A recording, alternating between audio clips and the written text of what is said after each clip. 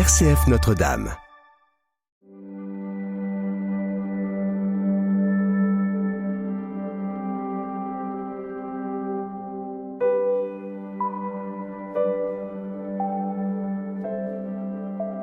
En ce temps-là, Jésus disait à ses disciples, « Que votre cœur ne soit pas bouleversé. Croyez en Dieu. Croyez aussi en moi. Dans la maison de mon Père, il y a de nombreuses demeures. Sinon, vous aurais-je dit, je pars vous préparer une place. Quand je serai parti vous préparer une place, je reviendrai et je vous emmènerai auprès de moi, afin que là où je suis, vous soyez vous aussi. Pour aller où je vais, vous savez le chemin. » Thomas lui dit, « Seigneur, nous ne savons pas où tu vas. Comment pourrions-nous savoir le chemin ?» Jésus lui répond, « Moi je suis le chemin, la vérité et la vie. Personne ne va vers le Père sans passer par moi. Puisque vous me connaissez, vous connaîtrez aussi mon Père. Dès maintenant, vous le connaissez et vous l'avez vu. » Philippe lui dit, « Seigneur, montre-nous le Père. Cela nous suffit. » Jésus lui répond, « Il y a si longtemps que je suis avec vous, et tu me connais pas, Philippe. Celui qui m'a vu a vu le Père. Comment peux-tu dire, montre-nous le Père? Tu ne crois donc pas que je suis dans le Père et que le Père est en moi? Les paroles que je vous dis, je ne les dis pas de moi-même.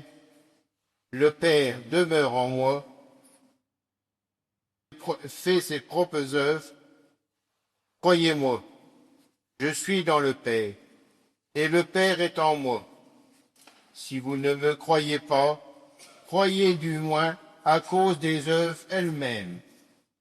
Amen, amen, je vous le dis, celui qui croit en moi fera les œuvres que je fais.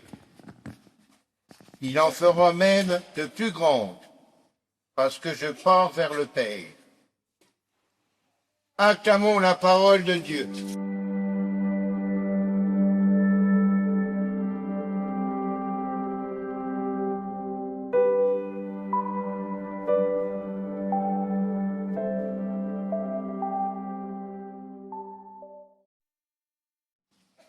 Entre Pâques et la Pentecôte pendant 50 jours, ils se tournaient tous et ils ne sont pas encore partis en mission.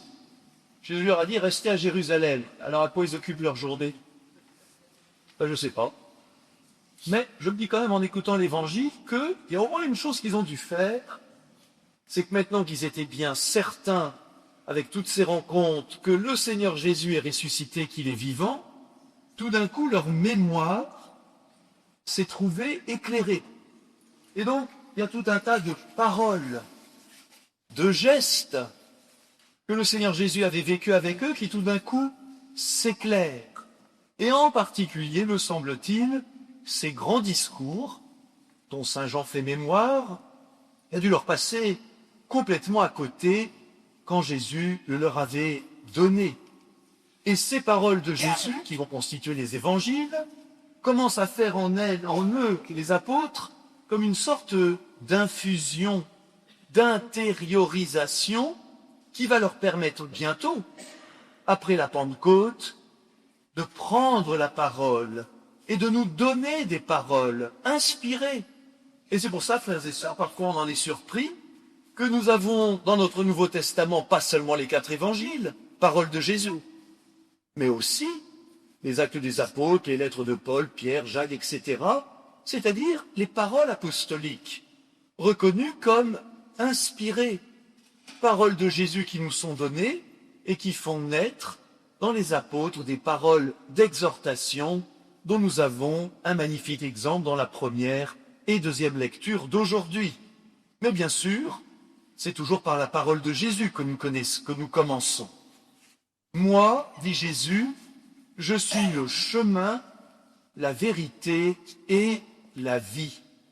Alors les apôtres, à ce moment-là, de l'histoire évangélique, étaient déjà bien certains que Jésus de Nazareth était le Messie attendu par le peuple juif, un nouveau roi David, pour apporter la liberté, pour apporter la prospérité, pour rétablir le peuple d'Israël.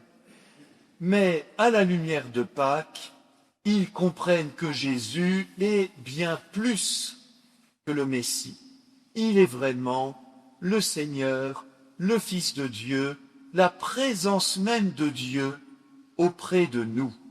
Et tout d'un coup, cette parole, je suis le chemin, la vérité, la vie, prend un relief, une puissance, une profondeur totale.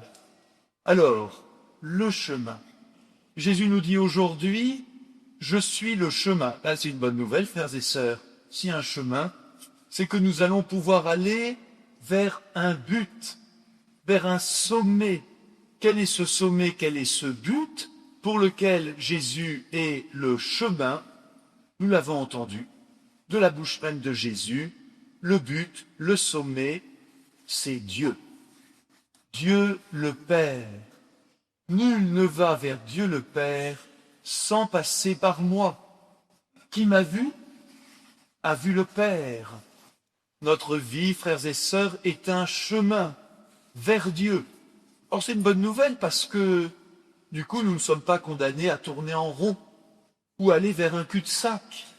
Combien aujourd'hui, dans notre France, dans notre Marne d'aujourd'hui, souffrent de ne pas avoir de sens, de but à leur vie, d'avoir l'impression de tourner en rond.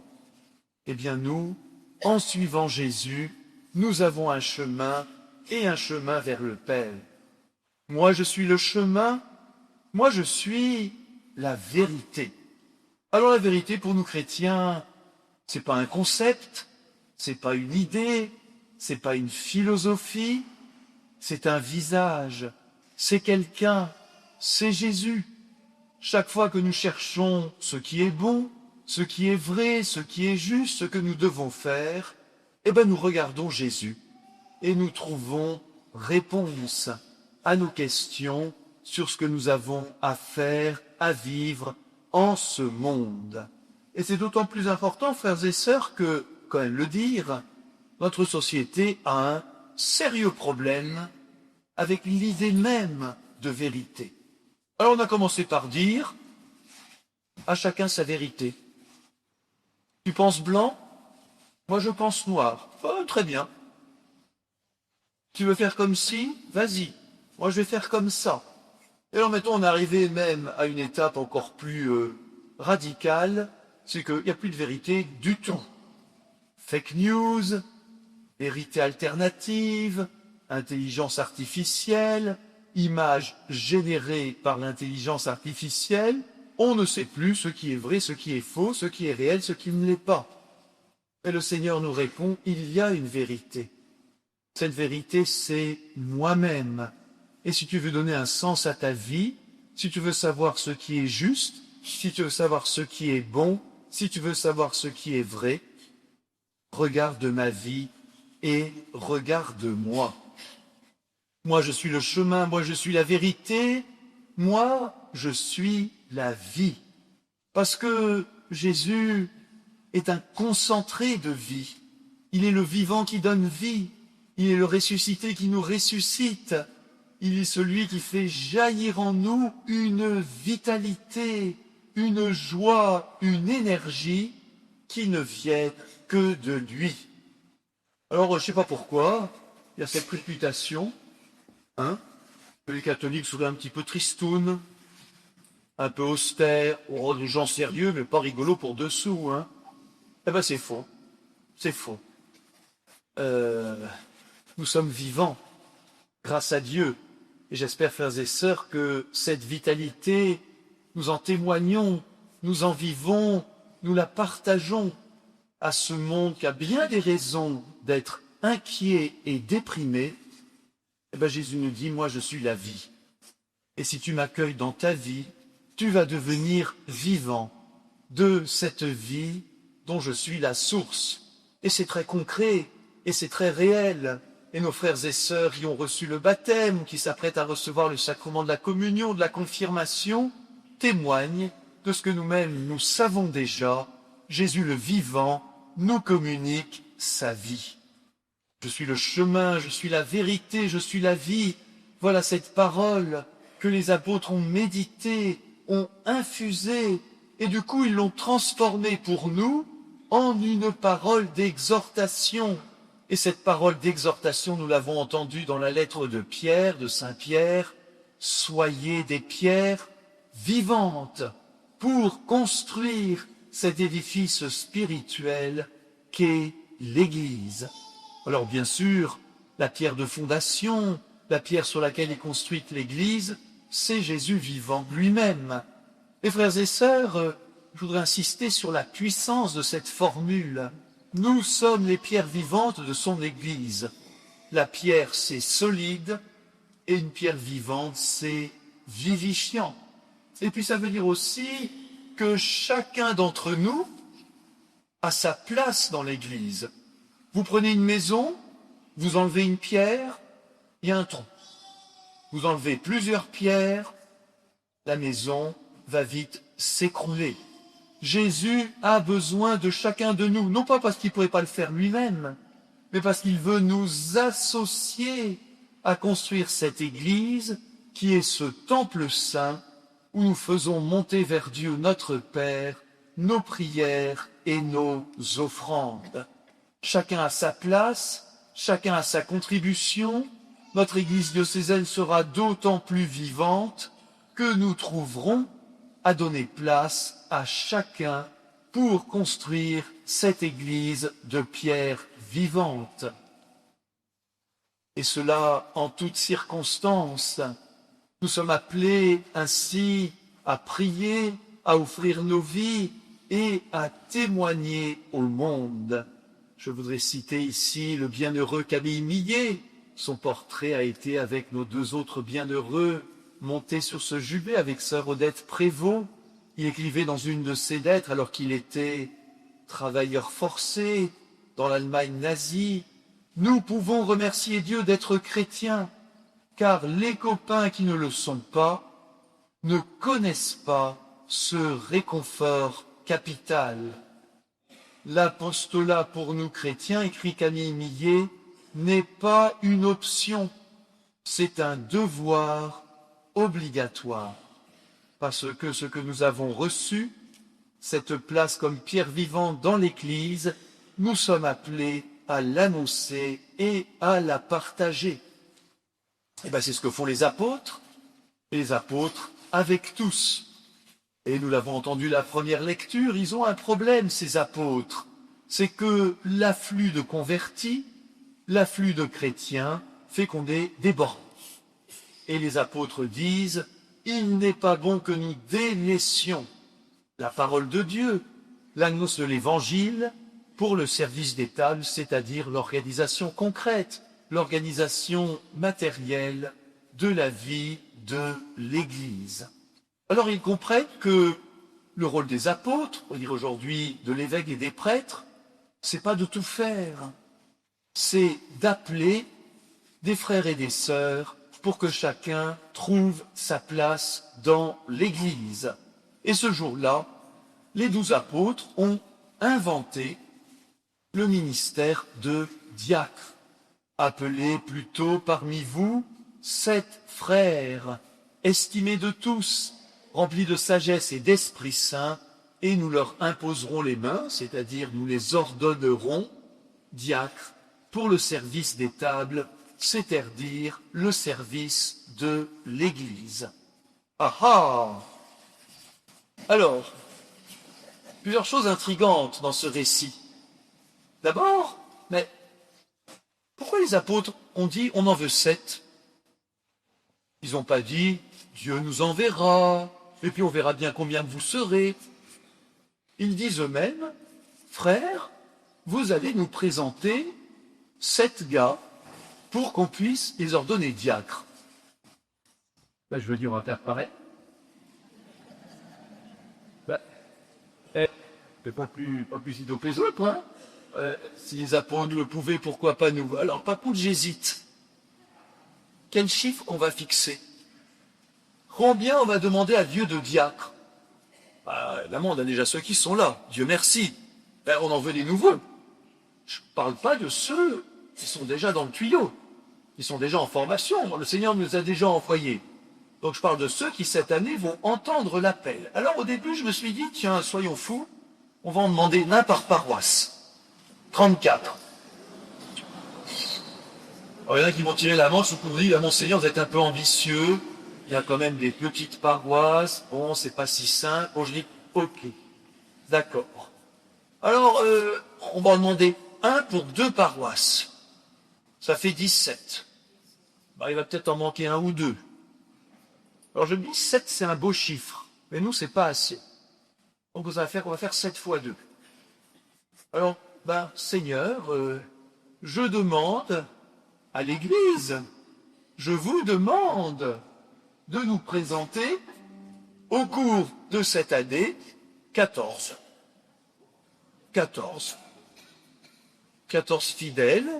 Vous avez les critères pour que vous puissiez y réfléchir, estimés de tous, remplis d'Esprit Saint et de sagesse. Ça doit se trouver. Alors on en trouve 14, c'est à vous le job. Et puis après, les présenter aux apôtres, vous les présenter à vos prêtres, à l'évêque, et après bien sûr on discernera. Alors s'il y en a 15 ou 16, c'est bon aussi. Mais, frères et sœurs, ça veut dire, nous l'avons lu, que c'est l'Église, les communautés, les paroisses, c'est-à-dire vous, qui avez la responsabilité de ce premier discernement.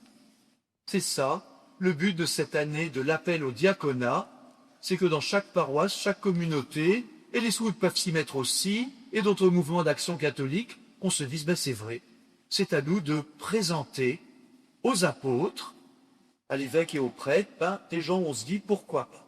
Et puis après, on verra. Voilà, donc on a fixé l'objectif.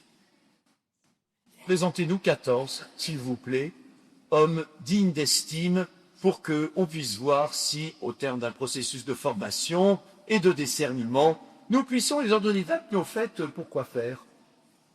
C'est vrai ça, pourquoi faire? Alors le service des tables. Allez, spontex, éponge, voilà, le service des tables, c'est large. Le service des tables, c'est 2 services. Le service des tables dans l'Église et le service des tables dans le monde. Le service des tables dans l'Église, c'est tout ce qui peut permettre de faire grandir l'Église servante. Le diacre est ordonné, configuré au Christ serviteur, pour stimuler dans l'Église toutes les activités de service. Et pour les pratiquer eux-mêmes, mais aussi pour nous stimuler. Mais ce n'est pas seulement le service des tables dans l'Église, c'est aussi le service des tables dans le monde, et ça prend aussi la forme de l'attention à toutes les situations de pauvreté, de solidarité. Et on n'oublie pas, le pape François nous l'a rappelé, la pauvreté la plus dramatique dans le monde, c'est de ne pas connaître Dieu. Et c'est pour ça que Étienne, Philippe, dans leur service des tables, ils vont évangéliser. Et donc on a besoin aussi de diacres qui, par leur vie familiale, leur vie de travail, leur vie associative, leur insertion dans le monde, vont en fait porter également l'évangile. Alors bien sûr, comme nous tous, c'est vrai, mais avec la grâce de cette ordination diaconale, qui est aussi une manière très spéciale d'annoncer Jésus-Christ. Voilà, frères et sœurs, alors on pourrait se dire, tout ça, Monseigneur, c'est bien bon, mais n'est-ce pas trop ambitieux? Oui. Pour nous les hommes, c'est trop ambitieux, mais pas pour Dieu.